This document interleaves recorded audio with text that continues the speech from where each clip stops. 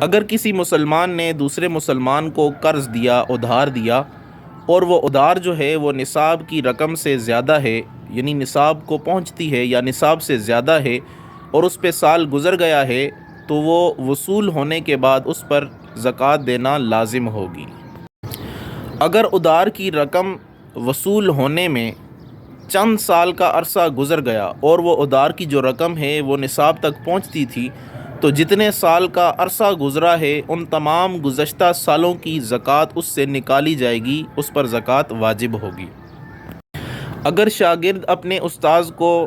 زکوٰۃ دیتا ہے تو یہ زکوٰۃ ادا ہو جائے گی، لیکن تب ہوگی کہ جب استاذ جو ہے وہ فقیر شرعی ہو، اس کے پاس نصاب کی رقم موجود نہ ہو۔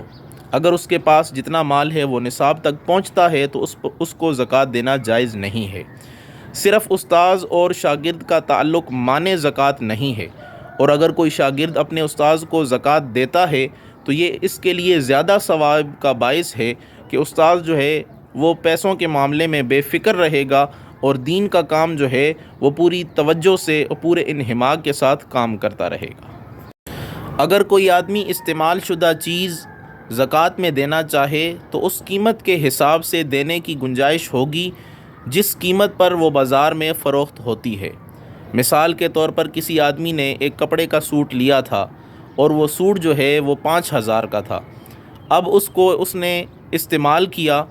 اور چند دن یا چند مہینے استعمال کرنے کے بعد اب اگر اس کی بازار سے قیمت لگائی جائے تو وہ 1,000 بنتی ہے، تو اب اگر یہ زکوٰۃ میں دینا چاہتا ہے تو 1,000 کے حساب سے دے گا، 5,000 کے حساب سے نہیں دے سکتا۔ استعمال کی چیزوں میں زکوٰۃ واجب نہیں ہے، مثلاً واشنگ مشین، فریج اور اسی طرح سلائی مشین یا برتن وغیرہ جو گھروں میں استعمال کرتے ہیں، یا ضرورت کی جو گاڑی وغیرہ ہے جس کو ہم ضرورت میں استعمال کرتے ہیں، تو ان چیزوں پہ زکوٰۃ واجب نہیں ہوتی۔ البتہ سونا اور چاندی کے جو برتن وغیرہ ہیں یا زیورات وغیرہ ہیں وہ بے شک آپ اپنے استعمال میں لائیں یا استعمال میں نہ لائیں، اگر وہ نصاب تک پہنچتے ہیں تو ان پر زکوٰۃ واجب ہوگی۔